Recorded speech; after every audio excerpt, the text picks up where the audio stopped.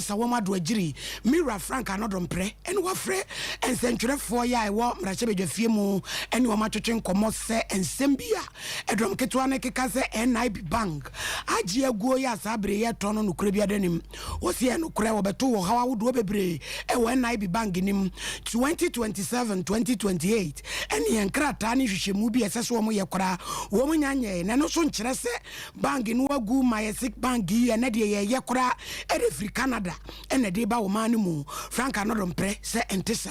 hwehwe ya wo de agu akwa mu no nti wo pegana sika free wo pepe mienu achiripo mienu na wam de wura bank nim na tumi ayadwuma na se ye de kwa akobo NIB mu o se ye begu NIB o no krenim enche bebre busia for se de munimo no emianu don kuma yewura adongo edi enim wana kan sem bebre ayanhwe ni ya ani nsam ni oye de bebre be bo man na nsam no twene basa na extra ohun se ye gudu kadansam omuka bank no omusika sam atwape na owura MD Odano North Canada no di ye adwuma na no man koye aban no trim poponi ni so beton bank no ensam deja ya do score na wana ya se nyomo kasa ina kasa ama bi egu se sa na ye gudu karansa akwa ya se wako isu etifia ko hunu isu no aba na afọ bi busa se hwane hunu Osheta krawo jem de ma edom dodo no Frank anodom pre na wo we ye no ane ne obi a wo yesusu kyerefo sikasemu Dr. Richmond to ahini din ko busa na dwen ede ne susuye ede fa ho Sompa FM na ye hwese ye benya yewura Richard to ahini ne no na ye dem ebra yewura Frank anodom pre ewe ye no na ye busa ne se wono so ye obi a wabe wo sikasem ne ade ne sen ana sa ansensem ya ekeka ko no so wona no tumu a oka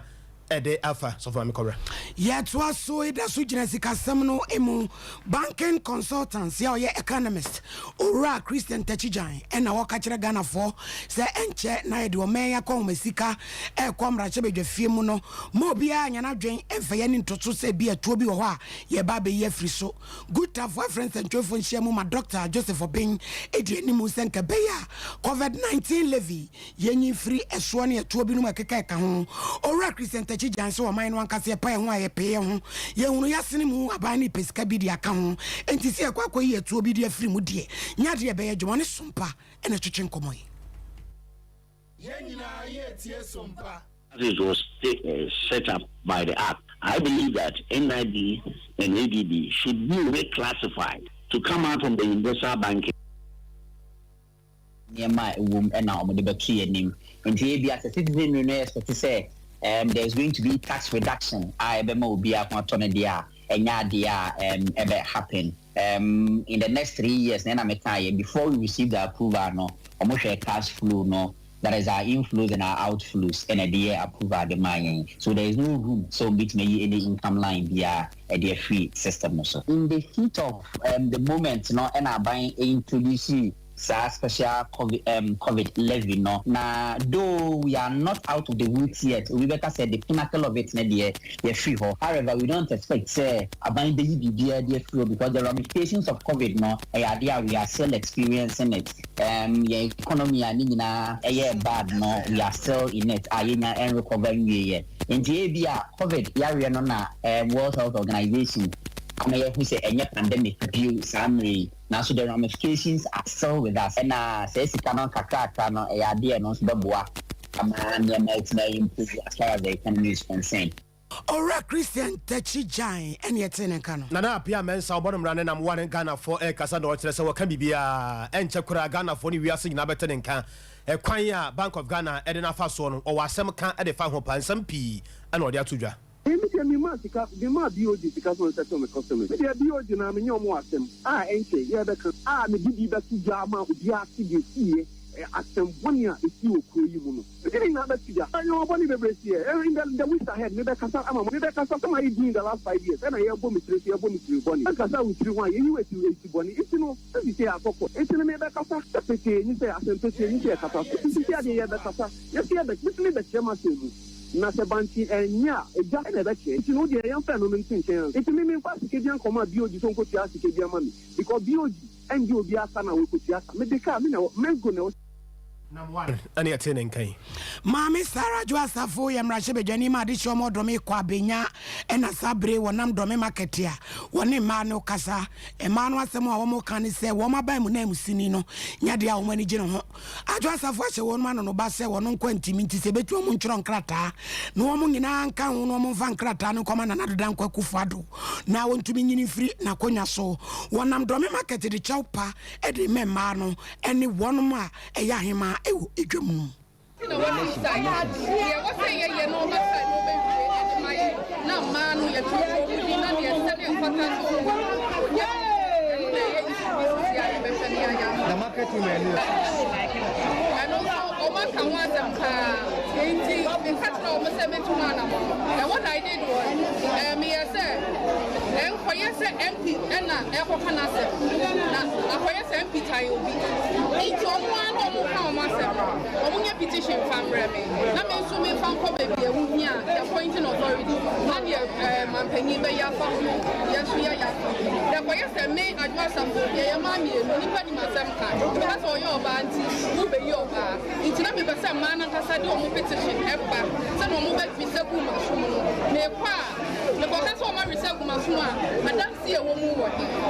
Sarah Joasafo and yetene kan wo so obese gina na manu e wodwom woni bi so ekasai edwom obebe nyina ha ma ha wasa ne wadu yes so do me market do ko mo dia na wo me ye ani apata ya wo be ya ma ye ye ma be sa bo su me be na ma ye ho bibi so wo ye bibi na wa pani ya wa MC ni a wo de ba ne de e be ko wo ni mo se ya pe ya wo wa ya wa ha de se ya yes how ni dem aka bi ni mo se aka djuma wura ni wa na wo fo wo bi no so watia aka wo me na kata wo no wasia so ya den ade mam ati wo se do wo na ebi wo no wasia de ade ade ato wase pre ko pe mi wo djom ha be afini kakre ni me ha wo ye chance nine no a e wa ha honorable sika kakra mi nyaaye ne ne wa primary so de ma se so bi sa me 1 cd ninya ye kwa wo de me fa ne ka de ma kwata nim aye on fa ho mame correct me sra and chance no what di atam de me ba adwom abu so do gresa makwa du le bo bi de ne sa be ti me hwana no bi sa me se rawo ba adwom aba be and ye binom so say away na chesa Joasafo and yes do me kwa benya be yiri sementa no customs company for na ebo aba na free eastern corridor na omo kire se no kura nyame anim ni omo so ebra omo ye omo dwuma se de da ne da no omo taye do no omo ni atwade bi so a edika na omo pese Ghana fo nyina eti ase opani a onu gira musa sahene ewo eastern corridor monitoring team no eye Dari Abdallah ne samu a ode ma Sompa kase ne 11,000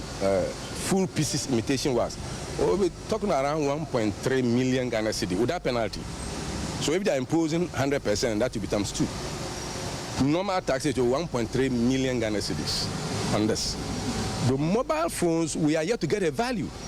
because we wanted them to pick a sample. 11,000 full pieces imitation wax. Dale Abdallah ewie ye noa na second in command wo aflawo border honum Emmanuel Parker ono so kire se bo ye so yanya bi wa hasa o. This one we were told they loaded elsewhere and then the goods that were paid from the baggage were sent out and then added onto it. And then it makes it look as if Aflao cleared these things. But this is the problem we are having. We need logistics. We need men to come back because the borders are vast and they are porous. And when we close one side, another portion is opened. And before we get to know it's open, there would have been a lot of, goods, coming through. We do arrest rice, oil, and the like. And we have a number of informations that are, Togo is now decongesting their port. So a lot of vehicles are likely to come in, and we are trying our best. Kumasi Kropon Beja KM Ayantity Diama, one of my sister border. What did you make a woman try? Cassie and Moasim Tra. Nedas one is a training on safe and hygienic waste picking practices. Najumedian was Siano, Kropon Beja Radodano, Yera Sampani, Uranumbi, Edwomani Munyam Ecopiemu, Nenona Sampan for Quanyani so Kasa, ye. Nafe, what they are Candia or the Bay Jumano so, Edima won. I say Horace protected and European Union from Canada. This man was paid for marathon and I prepared for that museum to get from the onshore Hatchina and the Bibia. And then let's say, one way from the speakers, one more, almost plastics in that the become almost together. And then if I say a candia when you become one, and the years money, let's say and it's one, and per se, a Cubano, a Coprano, sorry, let me see. Announce say, or didn't say, people who know the animal, you what to be maybe a different near into a one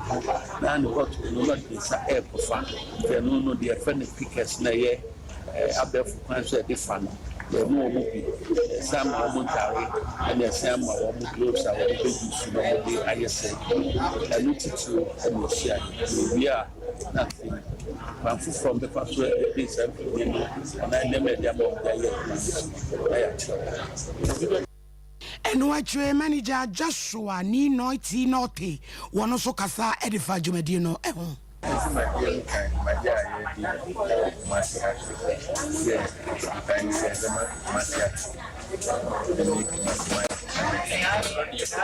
and then next day, especially, say,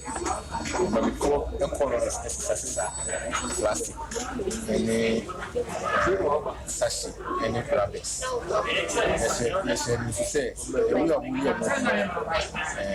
are the area bro, we know necessary. We are too support, and a mom who say, they are too support,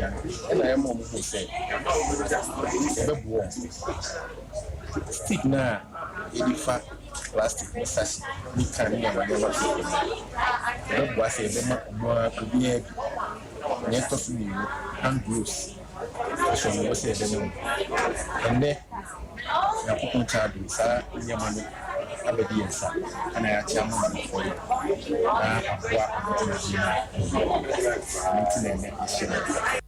Ora Joshua ni no inote. Bosumi ya yesimu dia insuri aha Ghana fo adwen ye pa Pru East na fa so wi anoma wo Flamantam no ni ade nyina so etiem pa ya kyerese akoya asafem se ka ho bi ama nat mpani fo so kasa kyerese kwane a aban no afa so a wo trenetene enwuma sua bere nso yire na ba no ya se omani enye ho pa Reverend Isaac Owusu na ninsam twofo edin ko no achi yamana nso ho a ye ne ewura kwase kwaten ye wo kasa de ma enwuma sua tra ebusa no se de nat fo kamwate na enyano no yesen.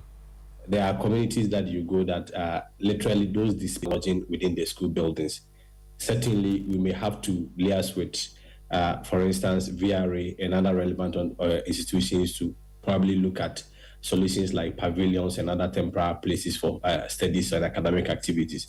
Of course, as I speak with you, I mean, this morning, the Regional Education Director from the Volta region also spoke to your colleague, and he also outlined certain measures like the shift system that they are running. So I do not think the Ministry or Ghana Education Service is not doing anything. In situations like this, it is not a situation that, I mean, we could have reasonably anticipated, especially looking at the impact. And so when it happens like that, you have to liaise with stakeholders. You are having, for instance, EPA working with NADMO, working with the military and other institutions. For us, within the Ministry of Education, the assurance we are giving to all parents, all students is that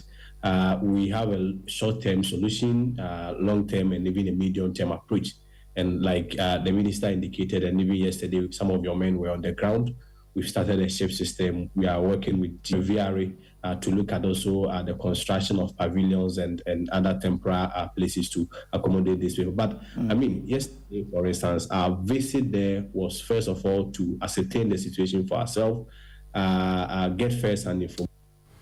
Kasama for the man who must ask you any akwasi kwate na etene nkan. Obai Maya, Jinamuma, and Anima one crying at Nankunya, Wakakra, na de omredro, ya otosomi and saya, requine senkaja, now what you bakuna ye, bekra, nechikra, upon crabian and swabusimu, any pansum biako just soon free quarto, Edia to a unaso, Zengadia Obama Yena Basokra, and I'm so man no more Immanueti, ya no antiawe, Ebusianum Akasa, any dromo ekahum, na Assembly Chief Protocol, any communication officer, Emaga Manche, Ora Paka Alote, on instant travel Akasa, actually chim. We haven't locatory junction as yet. I cannot comment on what we have not. Well, I haven't seen, I don't know who are the factors are, but we have three sides of a family, of the children and the parent side. Any of the children can claim, especially when you are dealing with the law. They have put it by themselves, look at that. Definitely, we have an idea of several meetings have been held with them, and they keep shifting their goalposts. As long as we have not been serving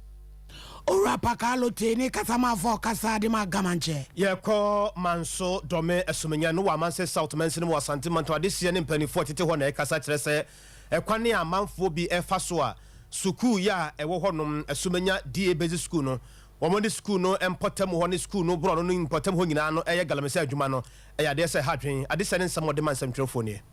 school dan nie sa woto afidie ne hwe ho a school dan nie gina site ye gina school dan na ho no ekrom nie ana wo ho no so ati ase concession ye de abande amaye se community no enya mine na mabu no bebro mpem 9 ekwa mpem nso nye benye no enipa be enum bi aka bom ne abambofo bi aka bom asone so enso pe abans adaminos commission ne bae no wo sesi anye asedie ya aban beji etumi krata afri ensem enti de ekoso yi ma report de ama no opening case adaminos commission no ewo oboase enso we e fra no eye japuni aya japune ko bo fimu die galamsefo ene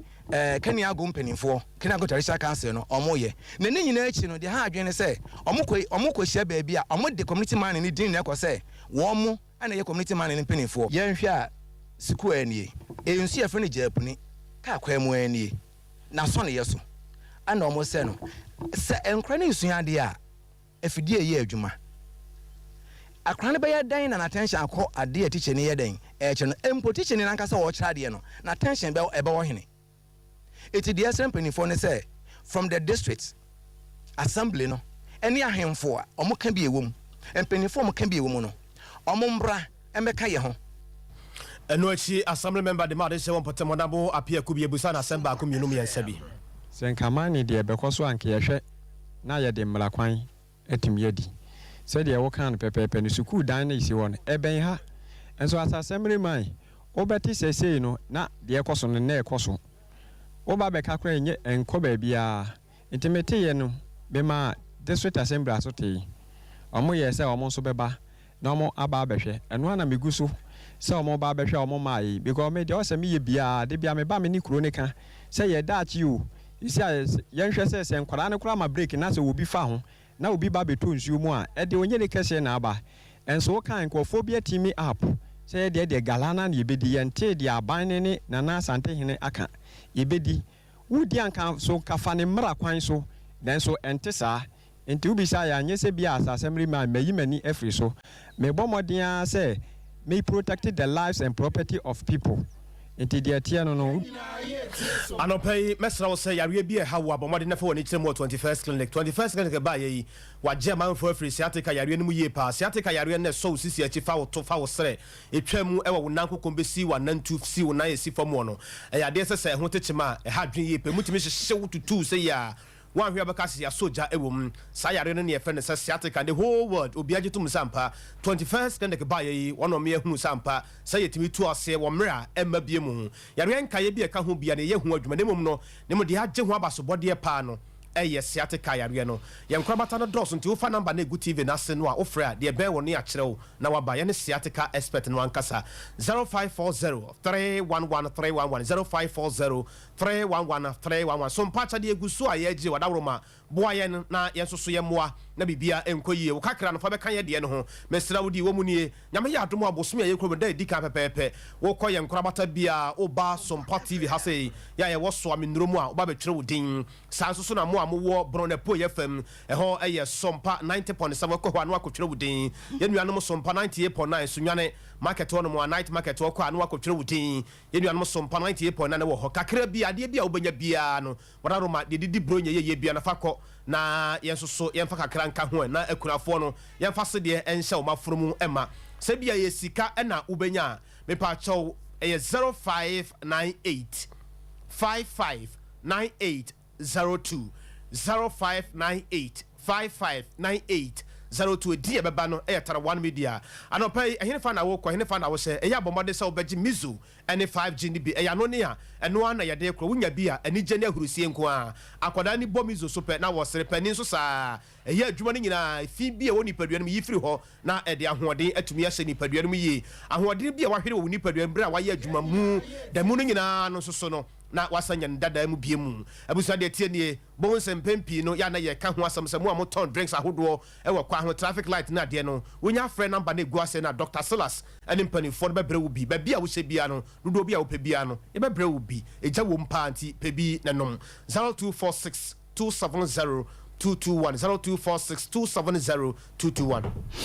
Yes, sorry, so now you did you media to us, so the Biano at us, Asante Boa Benedict, Semu for Penny, the Majumedia, Sada, and a cook of Veronica Jandon, so Cabua for Cosum Elizabeth, Tona, Bettina Fidiachi, Etchinchim, Ediamai, or Hinini, Ama Cranchada Zomene. Nana, Quabana Cassia, that's a more channel pay.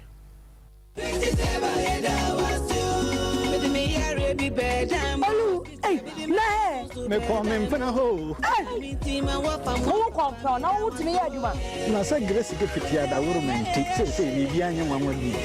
We know. I say, the girl switch the bay. The master say, I won't want to Yamma. Mimi secret, and I wouldn't know. I wouldn't know. I only quick not tell Tobo. Who go to not 3 days of our account.